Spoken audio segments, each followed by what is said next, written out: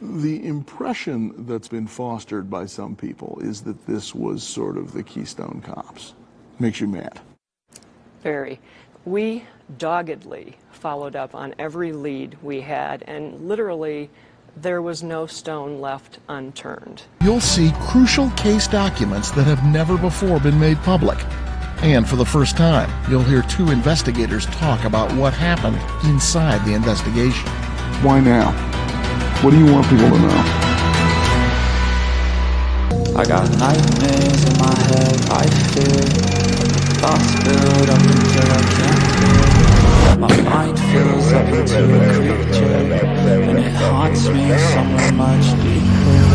I got nightmares in my head, I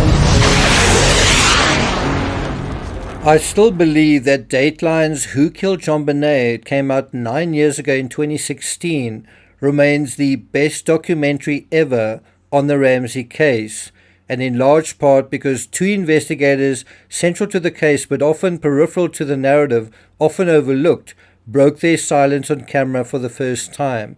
And they weren't the only ones. It was also Pam Marcelletta, the 911 call operator. She also spoke. Interestingly, John Ramsey was invited to participate but declined.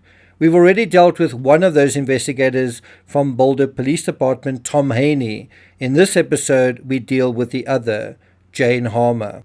And I have to say, she's one of my favorite investigators associated with this case. And as you're about to see in this analysis, her contribution provides a slightly different perspective on the bungling, botched investigation narrative that we get, especially from Team Ramsey. But before we get to that, if you haven't subscribed to the channel, please do. If you're interested in this whole area of the narrative, the peripheral characters, and you don't want to miss an episode, it probably makes sense to subscribe.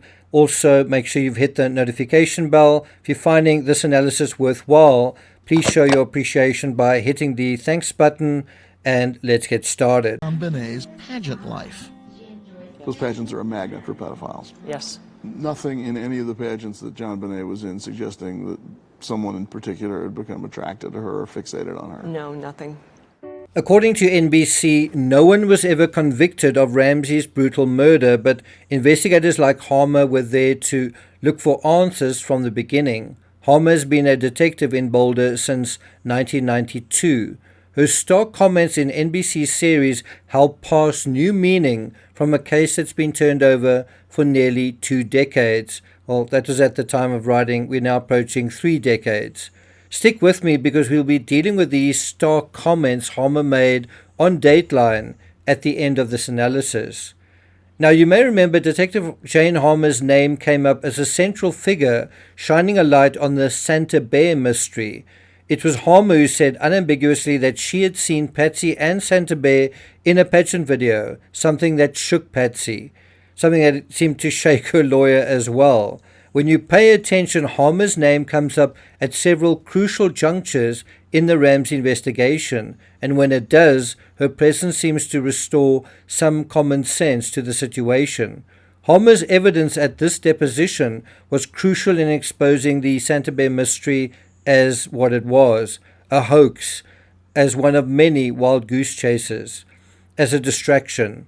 In this rare screen grab of that deposition in Atlanta, I believe the woman sitting in the foreground with her back to the camera is Jane Harmer. You can see Patsy sitting on her left with her lawyer Lynn Wood at her side. Jane Harmer was also dispatched to the Ramsey home in Charlevoix, twice I believe, to hunt for fragments of paper or cards, anything that might provide exemplars of Patsy's handwriting. At the time, some in the media couldn't say what the search was for.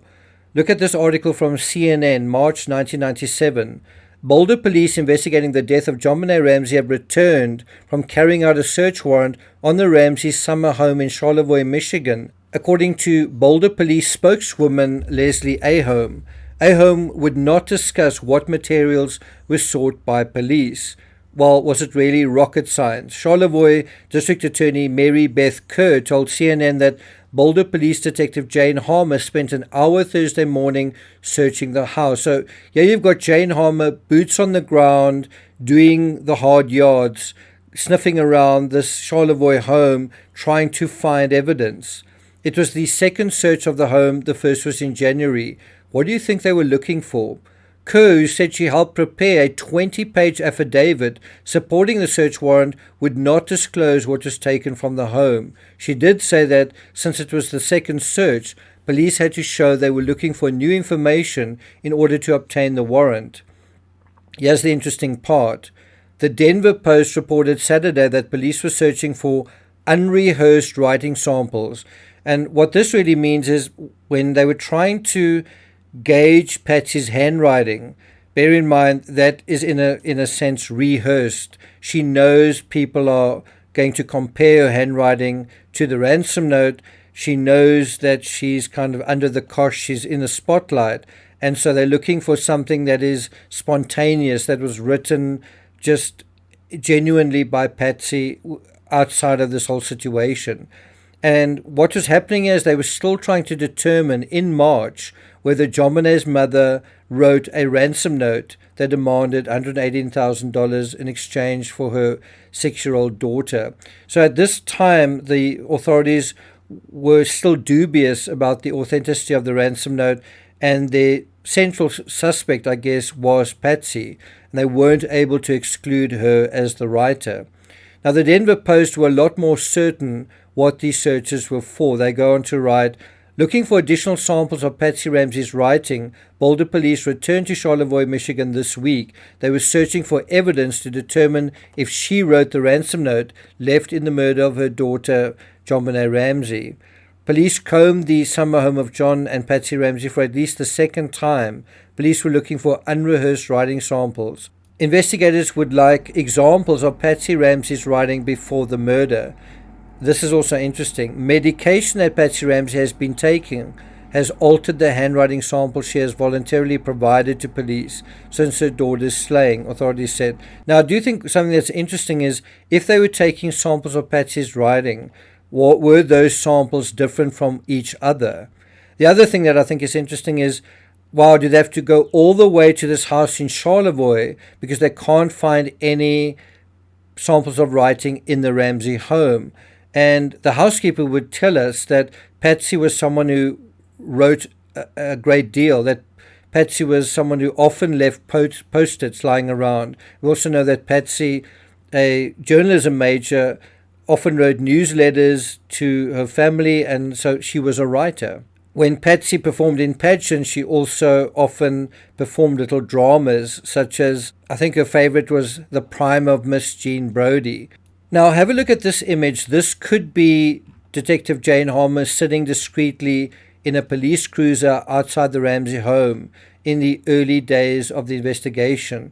On the other hand, it might also be Melissa Hickman. Whoever it is, it makes you wonder, what was Harmer's opinion on who authored the ransom note? Imagine if you were in her shoes and you've been sent by your colleagues to go and find samples of Patsy's handwriting. Why do you think you are doing that?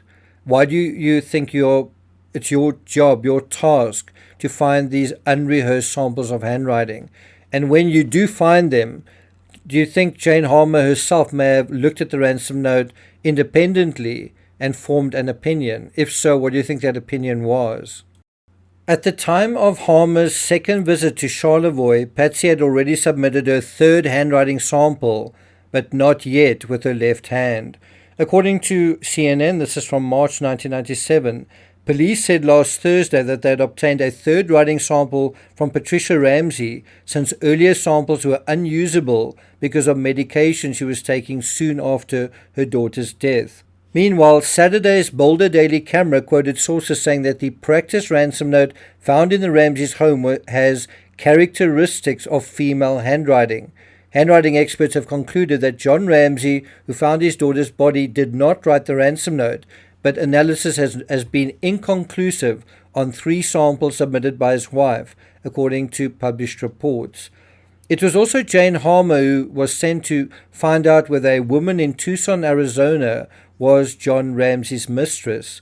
When Harmer arrived, the woman no longer wished to be interviewed, which turned this lead into a dead end. That's something you don't really hear about much in terms of this case. All the dead ends, all the leads that didn't go anywhere. Did you know that Jane Harmer was also present when Burke Ramsey was interviewed by Detective Dan Schiller in 1998? In fact, the tapes of those interviews were kept in her hotel room in Atlanta.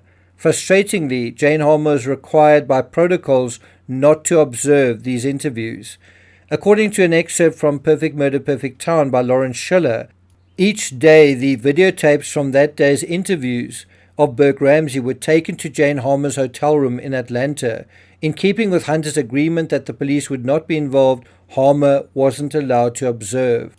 Harmer was absent during the opening salvos of the Ramsey case because, like many, including what the Ramseys were about to do that day as well, she was on vacation. Why? Because it was Christmas.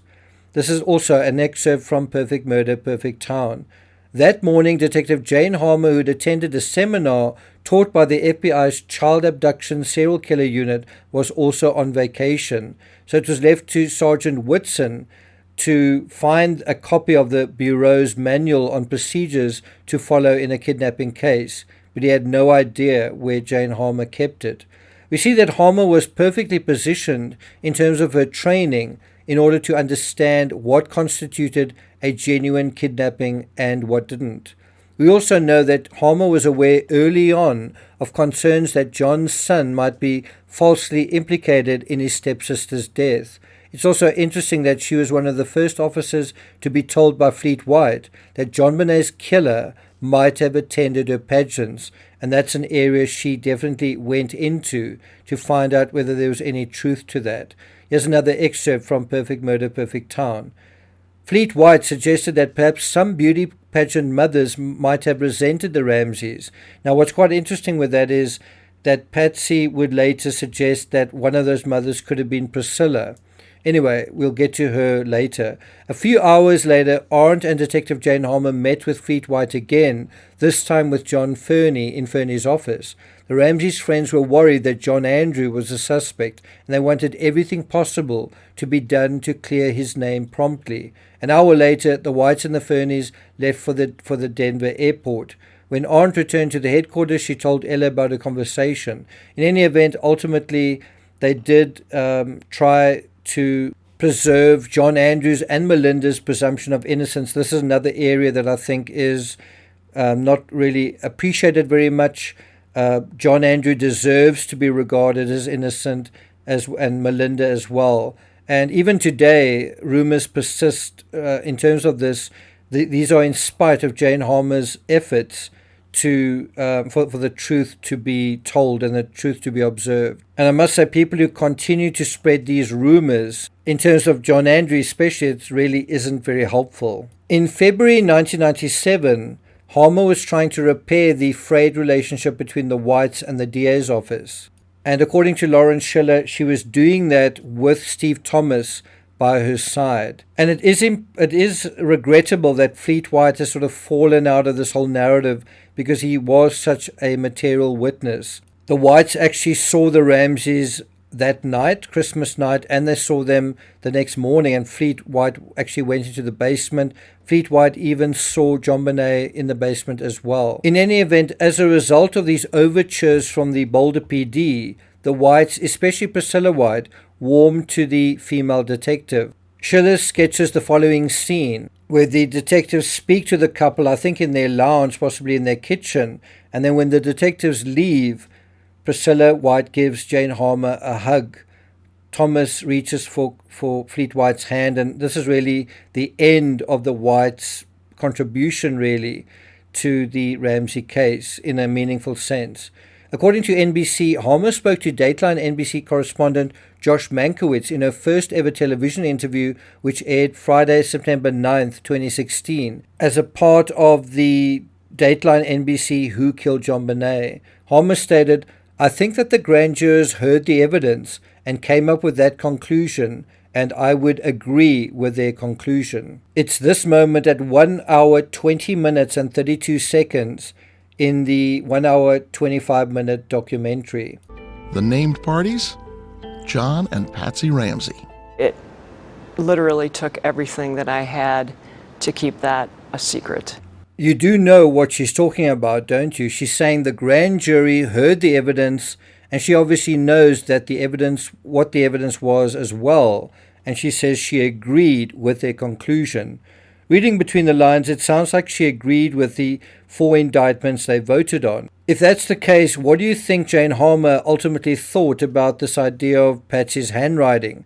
Which way do you think she went on that score? On the other hand, it may be that she was unaware of what they had voted, assuming that what Alex Hunt had said was true, that there was insufficient evidence to proceed with the case. And again, think of this only within the terms of the handwriting. Could anyone prove beyond a reasonable doubt that Patsy Ramsey was the author of the ransom note? But here's the shocker. Harmer continued, saying that she also agreed with the ultimate decision to not pursue charges against John and Patsy Ramsey. So even if she was aware of those indictments, she agreed not to pursue charges against JonBenet's parents. Essentially, Harmer said she agreed with both the grand jury as well as the district attorney's courses of action. Do you think the prosecutors could have gotten a conviction if they'd tried that case? I do not. So the DA was right to not go forward. This was very much a team decision. The investigators and the attorneys were all in agreement. It's interesting that she says that, because a moment earlier, I think it's Bob Grant says that they weren't all in agreement. But this is certainly food for thought, isn't it? Because it raises a very troubling possibility, which is, what if you knew this case inside out, all the secrets, all the evidence, the final outcome, and let's say for the sake of argument, you didn't think an intruder was involved. I'm not saying that's Harmer's position, although I guess it might be, but what if it is? And even so, she supported the district attorney's decision to not press charges. I feel I know Harmer well enough for that statement to give me pause. How about you? Anyway, I'm not going to take it further than that. I certainly have my opinion on this, but I'd be interested to hear what yours is, so let me know in the comments. Thank you for listening, and I'll see you guys next time.